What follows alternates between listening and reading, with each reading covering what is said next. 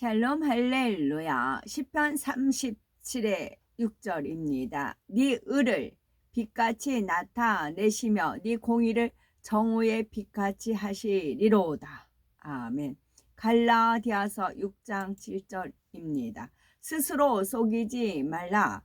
하나님은 없인 여김을 받지 아니하시나니 사람이 무엇으로 심든지 그대로 거두리라. 하나님은 업신 여김을 받지 아니하시나니 그랬어요. 그럼 하나님을 업신 여겼어요.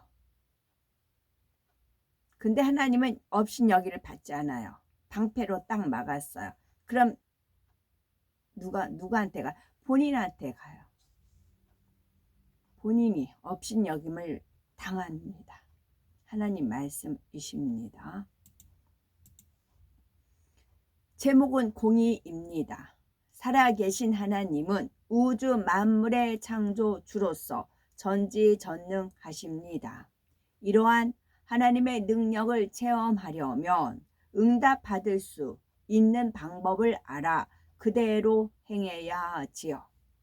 전지전능하신 창조주 하나님의 공의를 정확히 알고 행할 때 어떠한 문제라도 해결할 수 있고 응답과 축복을 끌어내릴 수 있습니다. 그러면 하나님의 공의란 구체적으로 무엇일까요? 공의라는 것은 하나님께서 정해 놓으신 법칙에 따라 정확하게 집행하시는 것을 의미합니다. 또한 원인과 결과에 대한 법칙이라고도 말할 수가 있는데, 이는 어떤 원인에는 어떤 결과가 나온다는 것이 정해져 있기 때문이지요. 세상에서도 뿌린 대로 거둔다, 콩 심은 데 콩 나고 팥 심은 데 팥 난다 하는 말이 있는데, 진리 안에서는 공의의 법칙들이 더욱 확실하지요. 진리 안에서는 공의의 법칙이 더욱 확실합니다. 그래서 성경을 보면 구하면 주실 것이요, 찾으면 찾을 것이요, 문을 두드리면 열릴 것이라, 사람이 무엇으로 심든지 그대로 거두리라 말씀하고 있습니다. 또한 진리 안에는 세상 사람들이 볼 때 전혀 이해가 되지 않는 공의의 법칙이 있지요. 섬기는 자가 큰 자라든가 목숨을 얻고자 하면 잃고자 하면 얻는다는 말씀은 세상 사람들의 생각으로는 맞지 않아 보입니다. 그러나 하나님의 말씀은 틀림이 없고 변하지 않는 진리이므로 반드시 그대로 이루어집니다. 누구든지 하나님의 공의의 법칙만 깨닫는다면 아무리 어려운 문제라도 신속히 그 원인을 찾아내 마음의 소원을 응답받을 수 있습니다. 하나님께서는 창조주이시며 모든 것의 주관자인데도 스스로 공의의 법칙에서 전혀 벗어나지 않으십니다. 내가 만든 법칙이니까 나는 안 지켜도 괜찮다 하는 것이 아니라 한치 오차도 없이 모든 것을 공의에 맞게 정확하게 역사하십니다. 하나님의 아들인 예수님께서 이 땅에 오셔서 십자가에 달려 돌아가신 것도 공의의 법칙에 따라 정확하게 우리의 죄를 속량하기 위한 것이지요. 어떤 이는 하나님께서 원수마귀 사단을 다 멸하시고 모든 사람을 구원해 주면 되지 않습니까? 라고 말하지만, 하나님께서는 태초에 인간 경작을 계획하면서 공의의 법칙을 정해 놓으셨고 스스로도 어그러짐이 없이 지키시는 분이십니다. 그래서 독생자 아들까지 내어주시는 희생으로 우리에게 구원의 길을 열어주신 것이지요. 그러므로 우리가 구원받아 천국에 가는 것도 단지 주여 믿습니다 하며 대충 신앙생활 한다고 해서 되는 것이 아니라 하나님께서 정해놓으신 구원의 테두리 안에 들어와야 합니다. 공의의 법칙에 따라 예수님을 구세주로 믿으며 하나님 말씀에 순종해야 온전한 구원에 이룰 수가 있지요. 사람들은 흔히 공의는 무섭고 두려우며 징계와 형벌이 따르는 것으로 생각합니다. 공의가 있기 때문에 죄와 악에는 무섭고 두려운 형벌이 따르지만 반면에 공의는 응답과 축복을 가져다 주는 열쇠이기도 합니다. 공의는 마치 동전의 양면과 같아서 어둠 가운데 사는 사람에게는 무서운 것이지만 빛 가운데 사는 사람에게는 축복의 열쇠와 같습니다. 칼을 강도가 들었을 때는 흉기가 되지만 어머니가 들었을 때에는 맛있는 요리를 만드는 도구인 것과 같지요. 공의의 양면성을 알면 하나님의 공의는 사랑이 있으므로 완성이 되고 하나님의 사랑 역시 공의가 있으므로 완성됨을 깨우칠 수 있습니다. 공의가 없는 사랑은 참사랑이 아니며 사랑이 없는 공의 역시 참된 공의라 할 수가 없기 때문이지요. 예를 들어 자녀가 빗나가서 잘못을 했을 때 무조건 체벌한다거나 아니면 무조건 용서만 해준다면 자녀가 잘못되게 만듭니다. 공의에 따라 잘못한 것에 대해서는 엄하게 해야 할 때도 있고 용서와 사랑으로 보듬어야 할 때도 있지요. 마태복음 18장 22절에 70번씩 7번이라도 할지니라 하고 무한대 용서의 말씀을 하셨죠.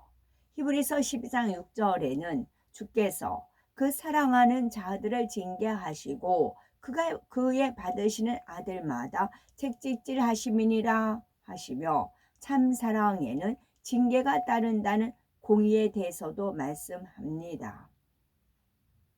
이는 사랑 안에서 공의가 온전케 되며 공의를 궁구하면 할수록 그 안에 깊은 사랑이 담겨 있음을 깨우치게 되지요. 공의는 각각의 하늘에 따라 차이가 있습니다. 즉 첫째, 둘째, 셋째, 넷째 하늘의 차원으로 올라갈수록 공의의 차원도 더 깊고 넓어집니다. 또한 공의의 차원의 차이가 나는 것은 사랑의 차원이 다르기 때문이지요. 사랑과 공의는 뗄래야 뗄 수 없으며 사랑의 차원이 깊어질수록 공의의 차원도 깊어집니다. 예를 들어 구약 시대에는 눈에는 눈, 이에는 이라고 하는 원리가 작용되었는데 신약 시대에 와서는 원수라도 사랑하라 하시며 용서와 사랑의 원리가 적용되는 것을 봅니다. 이는 얼마나 사랑을 이루었느냐에 따라 똑같은 공의라도 적용되는 수준이 다른 것이지요. 예수님께서 사랑으로 율법을 완성하기 전까지는 사람들이 깨달을 수 있는 사랑의 수준이 매우 낮은 차원이었습니다.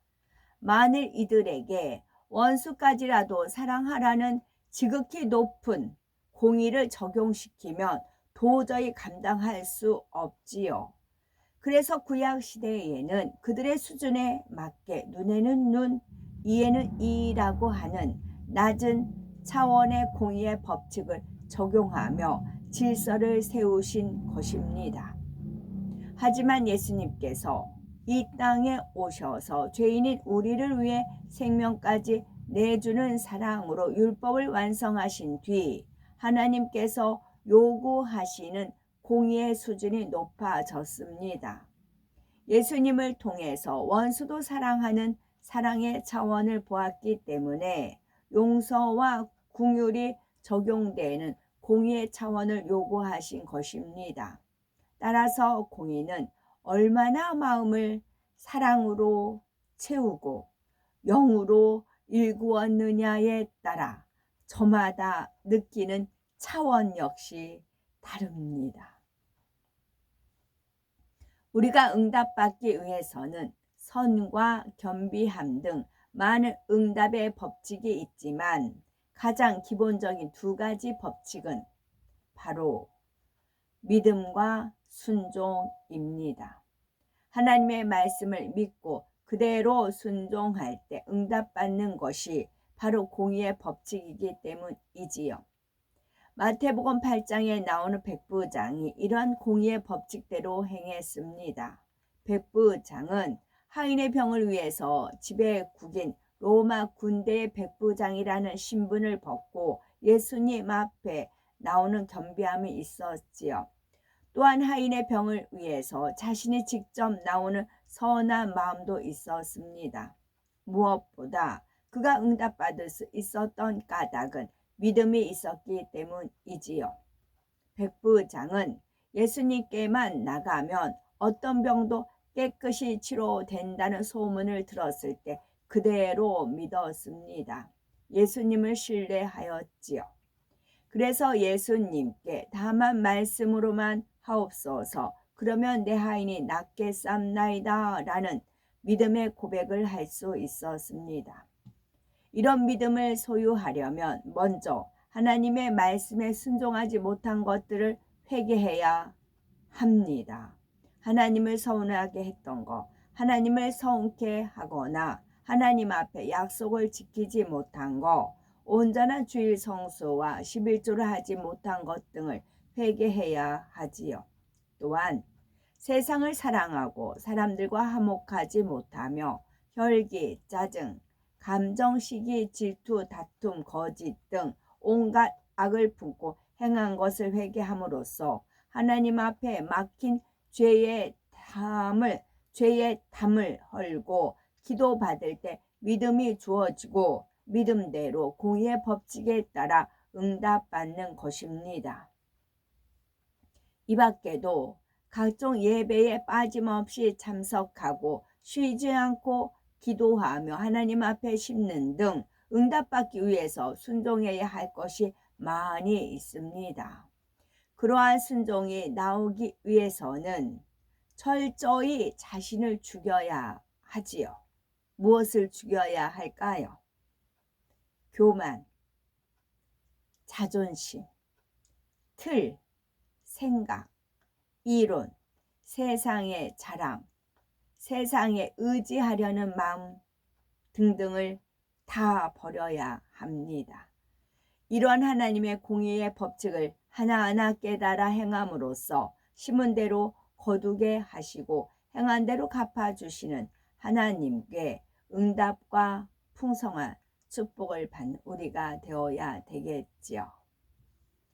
하늘들에서 첫째 하늘은 우리가 살고 있는 육의 공간이고, 둘째 하늘은 빛의 영역인 에덴과 어둠의 영역이 있는 곳입니다. 셋째 하늘은 구원받은 하나님의 자녀가 영원히 살게 될 천국이 있는 곳이지요. 넷째 하늘은 근본 하나님의 공간으로서 삼위일체 하나님을 위한 곳입니다. 아멘.